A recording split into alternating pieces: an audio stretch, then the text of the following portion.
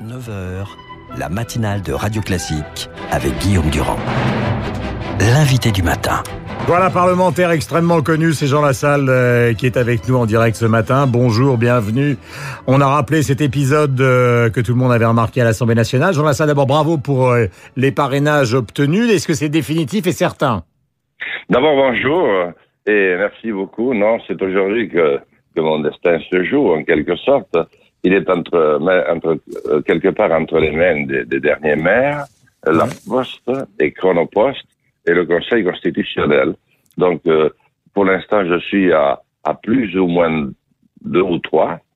Donc, mais ça peut être mieux si tous ceux qui m'ont dit oui hier parviennent à parvenir leur chronopost en temps et heure. Jean Lassalle, est-ce que vous avez l'impression qu'il y a des gens qui luttent contre cette candidature ou qui vous empêchent d'obtenir les derniers parrainages, les 2 ou 3 qui manquent? Disons qu'ils ne le facilitent pas, en tout cas. Maintenant, vous savez, c'est une compétition.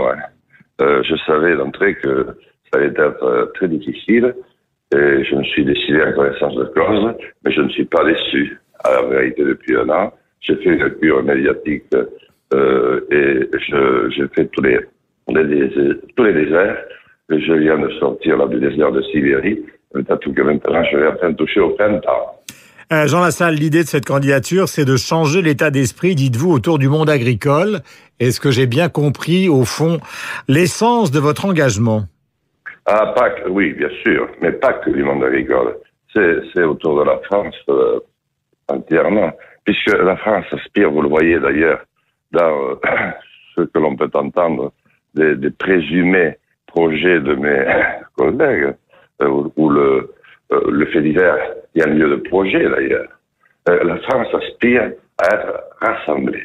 Aspire à être rassemblée, mais pas de Giscard à Rocard, comme on disait autrefois, mais dans son ensemble. La France est aujourd'hui extrêmement malheureuse, en effet. C'est un pays qui a peur, qui est recroquevillé sur lui-même, qui n'a plus confiance en rien ni en personne. Donc il faut redonner un profond élan de confiance. Il faut rassembler. Bien sûr, ça ne dure pas, mais ça peut être un élan suffisant pour que je puisse placer mon projet et me faire élire dans quelques semaines. Jean Lassalle, vous connaissez la célèbre phrase du général de Gaulle, le patriotisme, c'est, je simplifie, félicitons-nous du patriotisme, attention au nationalisme qui est dangereux.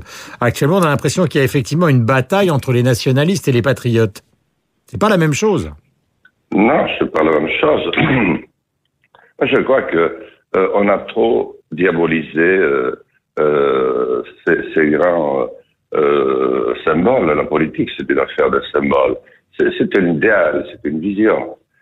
Pour réussir ce que j'ai pu réussir avec mon équipe, parce qu'on dit que je suis souvent seul, je pense qu'il faut être animé à la fois par un peu d'histoire, un brin de littérature, un profond amour de son pays et la conviction que l'homme est fait pour vivre à dimension humaine. Est-ce que vous auriez été candidat si Alain Juppé, donc autre grand représentant du Sud-Ouest, l'avait été aussi?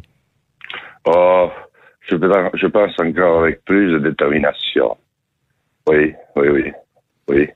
Et est-ce qu'il y a un autre candidat, disons, qui a plus de chances de vous de figurer au second tour, qui pourrait avoir votre préférence, Jean Lassalle, et ce sera ma dernière question.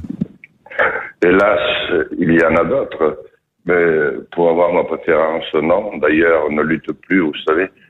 Imaginez la Coupe de France de football, où on ne lutterait, bien que ça n'ait rien à voir, que pour la 2e place. La première étant prise par le Paris Saint-Germain ou l'Olympique de Marseille. Mais dans quel pays les droits de l'homme sommes-nous aujourd'hui?